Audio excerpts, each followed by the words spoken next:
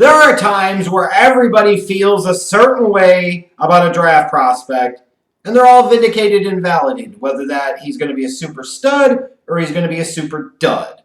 And then you have other times where everybody seems pretty unanimous in how they think about him, and they end up being proven completely wrong one way or the other. And it feels like that's exactly what we're going to get with Daniel Jones.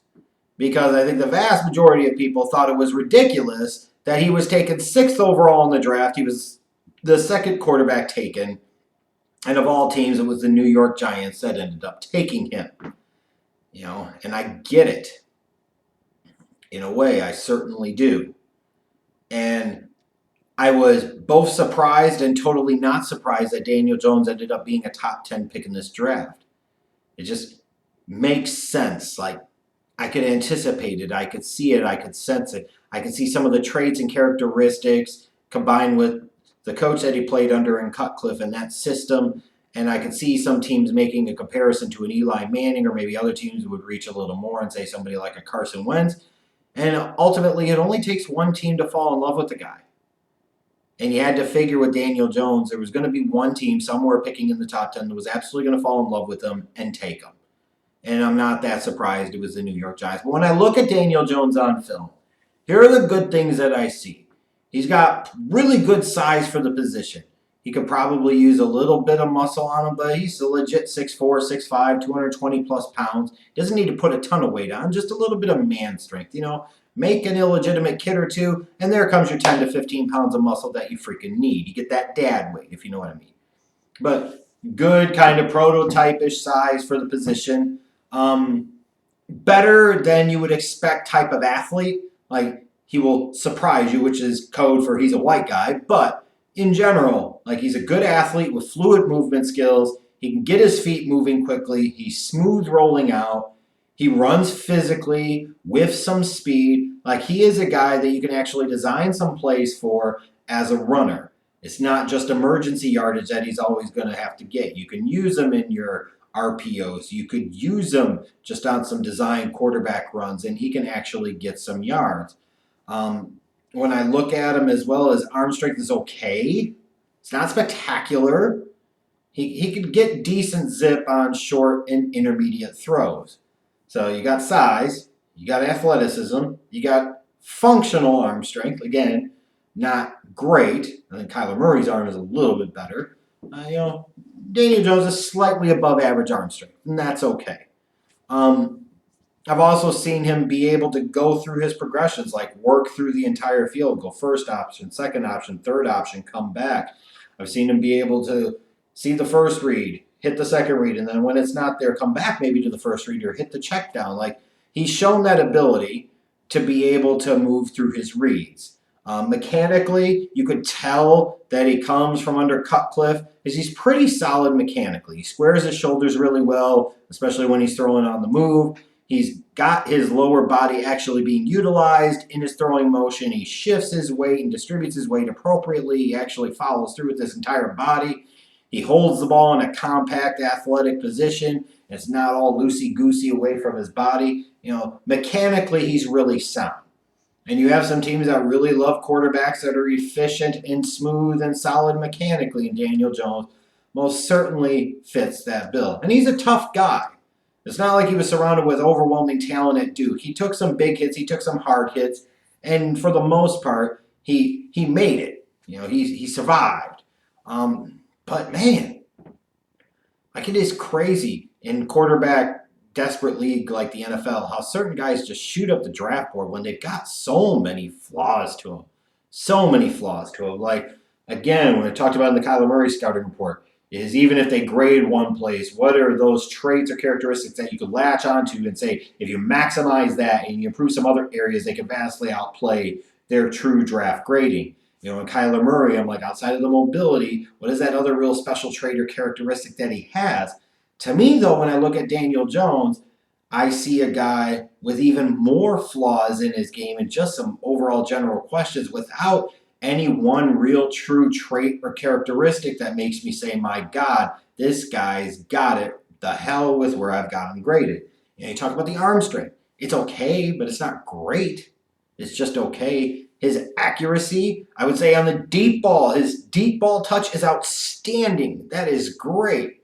But his ball placement on a lot of throws leaves something to be desired. And sometimes he makes the wrong type of throw. Now, I will say this, is at least unlike some young quarterbacks who tend to throw the ball with only touch or only velocity and not much in between, they don't really have a spectrum. He has a spectrum. He can vary his speeds, he can vary his touch, and that's nice to see. It feels like to a lot of times he makes the wrong decision. When he needs to zip the ball in there, he's trying to lob it in there. When he needs to throw with some touch and he needs to lead the receiver, he tends to zip it in there and throw behind the guy. And that's something that concerns me quite a bit. When I talk about his field vision, while he shows the ability to go through his progressions with his eyes, he does have a tendency at times to lock onto his target. And I will say his eye movement is slow.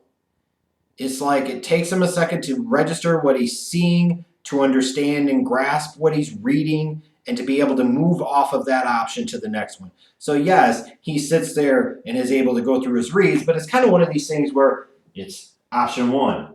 Well, he's not open. Oh, wait. Option 2. Option 3. Where you like to see him be a little smoother and more efficient in terms of how he moves his eyes and moves his body. Option 1, option 2, option 3. And you don't just want him flying through his progressions. So there's a bit of a finesse, a bit of a touch, and a bit of a feel there. But I don't think it tends to be very good to him. I would say as well, when you talk about young quarterbacks, one of the biggest problems that you have with these guys sometimes is recognizing the complex zones that they're going to see in the NFL. But it's a lot of times having the right type of anticipation and right type of throw on those short and intermediate outs. There's a lot of times these young quarterbacks get burned on those pick sixes because they sit there and they throw at the wrong angle, or they take too long. They wait for the guy to actually make his break. And then by the time they throw it, the defender's able to turn their body. They see it, and Bob's your uncle. They're off to the end zone. So that is something he most certainly is going to have to work on. His decision making, he can get really kind of loose with the football in terms of he will take some really bad chances down the field. And sometimes, especially with his deep ball velocity being okay but not spectacular, the touch is great for his deep ball. But he can't make some of those special throws that I think sometimes he believes that he can. And again, with the decision making, needing to be a little quicker to react to what he actually is seeing. And I think in general, too, like when you talk about it, wins and losses, no, they should not be the only measure of a quarterback. But it's not like he played at Butt Fuck You or any place like that. He played at Duke, which is not a horrible ACC program. It isn't. And a decent coach there, decent system. I would say the talent around him wasn't all that good in 2018, his last season. I will grant him that. But there wasn't a whole lot of progression during his time at Duke. Same type of guy you saw as a sophomore, is the same type of guy you saw as a redshirt junior. Like, there just wasn't a ton of progression or improvement that I really saw in his career. I saw Daniel Jones in 2017, and I felt like I saw the exact same Daniel Jones in 2018. And his team didn't win a ton with him. Like, if you're going to be a big-name quarterback, in my opinion, your team should be able to win more with you than what it does, especially when you're playing at a Power 5 school. This was a knock of mine on Jay Cutler back in the day. He's supposed to be so talented and so great and so special. How come Vanderbilt doesn't have a winning record, even in the SEC? So it's not an SEC at the time that was dominated by Alabama or anything like that. Like, there's something to that. And the fact that this guy didn't really win a ton at Duke should be a little bit concerning. He missed a couple of games in 2018, I believe, with, the broken clavicle. Not a ton of injury concerns, but you could see based off of his running style and the physicality that he can play with that could be a potential concern. Look, I think Daniel Jones has some nice upside. I think Daniel Jones is getting crapped on a little bit too much as a prospect, but I most certainly am not about to crown his ass.